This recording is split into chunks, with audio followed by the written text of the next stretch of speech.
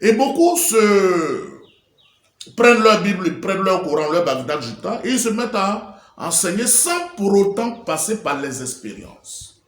Qui est-ce qui est capable de parler de pardon si ce n'est celui qui a vécu beaucoup de situations? Et lesquelles situations il a pu les relever, c'est-à-dire les surmonter. Et c'est pour cette raison, vous allez voir que dans la Bible, la plupart de ceux qui sont les vrais serviteurs de Dieu ont commencé leur vie par des douleurs. Je vous donne l'exemple de Jacob. Je vous donne l'exemple de Joseph lui-même. Je vous donne l'exemple de Job. Je vous donne l'exemple surtout de David.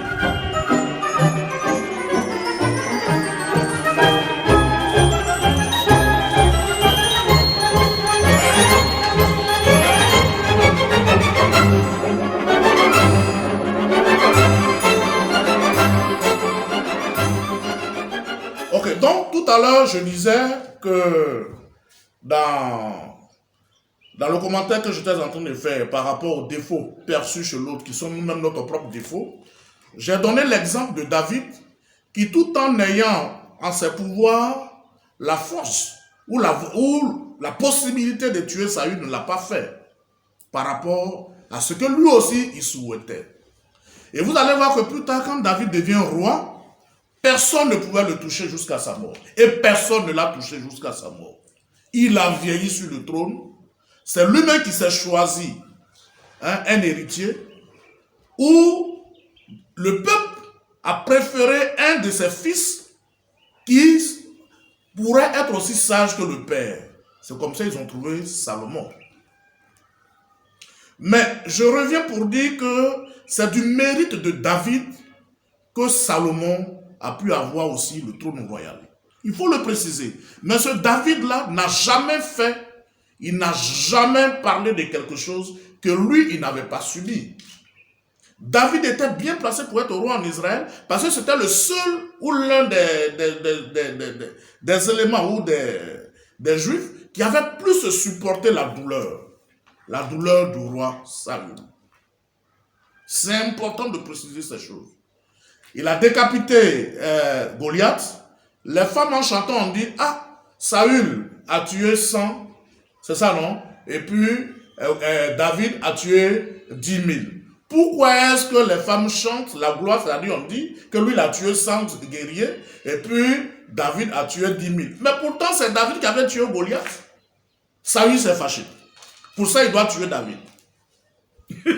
Et quand bien même que David était son gendre, c'est-à-dire il avait pris une de ses filles comme femme, Saül ne voulait pas voir David.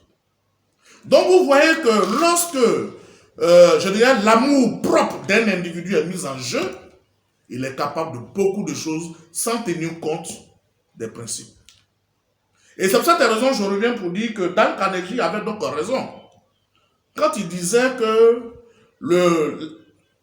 l'adjectif possessif mon ma est pour un homme le plus important de tous les mots. Qu'il s'agisse de mon père, notre père c'est le meilleur des pères, de ma mère, notre mère c'est la meilleure des mères, mon parti politique, mon école, mon pays, ma religion, ma région, mon village, tout ce qui est possessif. Et c'est pour cette raison, nous en spiritualité, la première chose que nous essayons de faire, c'est d'enseigner à nos adeptes le détachement. Parce que si vous n'êtes pas détaché, si votre fierté est élevée, si votre orgueil est fort, naturellement, vous ne pouvez pas diriger les autres. C'est important de le préciser. Donc, effectivement, si vous n'avez pas pris le soin de travailler vos défauts, d'éliminer vos défauts, d'enlever tout ce qui est vraiment aspérité vous concernant, lorsque vous commencez à diriger les gens, vous avez tous les problèmes. Même à partir de vos propres enfants. Je me souviens, il y a un vieux qui disait, pendant que lui, il était chez docteur vétérinaire, il a un enfant qui venait d'être promu au colonel, et puis il dit, mais vraiment, moi le père, c'est moi qui devais être colonel. Et puis, Dieu, il est tellement injuste qu'il fait de moi vétérinaire. Puisque c'est moi qui dois commander les gens. Et puis c'est le petit, là, mon fils, qui donne les autres à des soldats et il masse. Donc les gens ont ri, mais ça m'a fait réfléchir. Il y a des gens, Comme quelqu'un, nos jeunes Zougoumènes aiment le chanter, il est maire, il est député, il est ministre, il est tout à la fois. C'est pas juste. Bon, c'est pas un problème. Mais ce que je voulais dire, ici, tant que vous n'avez pas subi, nous autres qui sommes là aujourd'hui, qui acceptons tout, qui supportons tout, qui pardonnons tout, c'est parce que nous avons été l'objet de plusieurs, je ne dis pas de plusieurs maltraitances.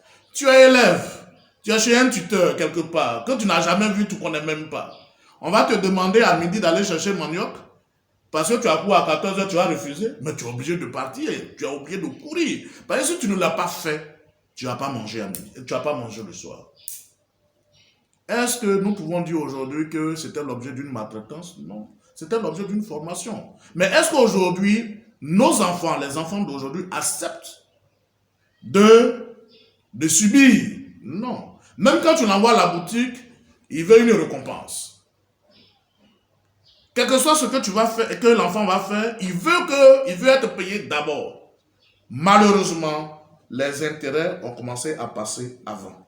Qu'est-ce qui explique aujourd'hui le comportement négatif de nos enfants? Qui passent tout leur temps dans la distraction, qui passent tout leur temps dans ce que tous nous savons. Ça aussi, il faut que nous en parlions. Mais je précise et je reviens pour dire que c'est du mérite de David que Salomon est devenu aussi roi. Donc, je reviens à ce que l'honorable disait, la notion de la responsabilité.